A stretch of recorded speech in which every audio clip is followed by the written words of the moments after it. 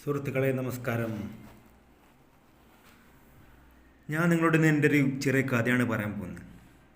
ഞാൻ ജനിച്ചപ്പോൾ എൻ്റെ മുത്തച്ഛൻ എന്നോട് പറഞ്ഞിട്ടുണ്ടായിരുന്നു, മോനെ നീ വളർന്ന് വളരെ ഫേമസ് ആയിട്ടുള്ള ഒരാളായിത്തീരുന്നു. അതിന് കുറേ കാരണങ്ങളുണ്ട്. മുഖം നോക്കി ലക്ഷണം പറയാൻ പറ്റുന്ന ഒരാളായിരുന്നു എൻ്റെ മുത്തച്ഛൻ.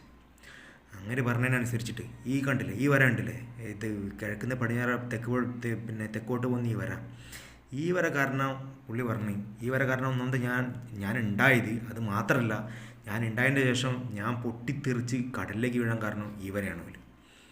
പിന്നെ ഈ വലിയ വര കണ്ടില്ലേ, ഇത് അവിടുന്ന് കിഴക്കുന്ന് നേരെ പടിഞ്ഞാറോട്ട് ഇങ്ങനെ പോകുന്ന വര, ഈ വര കാരണം ആണ് പോലും എനിക്കൊരു വലിയ ഡിനോസാറിൻ്റെ വയറ്റിൽ ഏകദേശം ഒരു 1-2 വർഷമല്ല, നൂറ്റാണ്ടുകളോളം തന്നെ കിടക്കേണ്ടി വന്നു. പിന്നെ ഇടയിൽ കാണുന്നില്ലേ നിങ്ങൾ, ഇതൊന്നുമില്ല, ഡിനോസാറിൻ്റെ ചെറിയൊരു കടി കിട്ടിയതാണ്.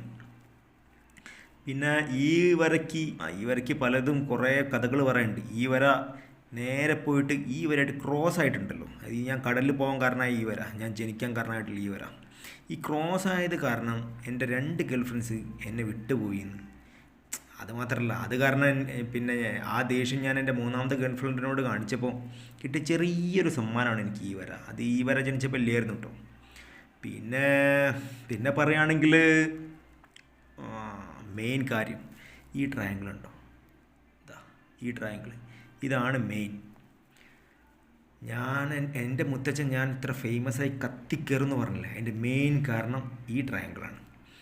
എവിടെയോ നിന്ന് വെള്ളം അടിച്ച് പായലും പിടിച്ച് കിടന്ന എന്നെ കൊണ്ട് വീഡിയോ ചെയ്യിപ്പിച്ച ഒരുത്തനും ആ വീഡിയോ കാണുന്ന നിങ്ങളെല്ലാവരും. പിന്നെ ഞാൻ കത്തിക്കയറാതിരിക്കുമോ? എൻ്റെ കണ്ണ് നിറയുന്നു മക്കളെ, കണ്ണ് നിറയുന്നു.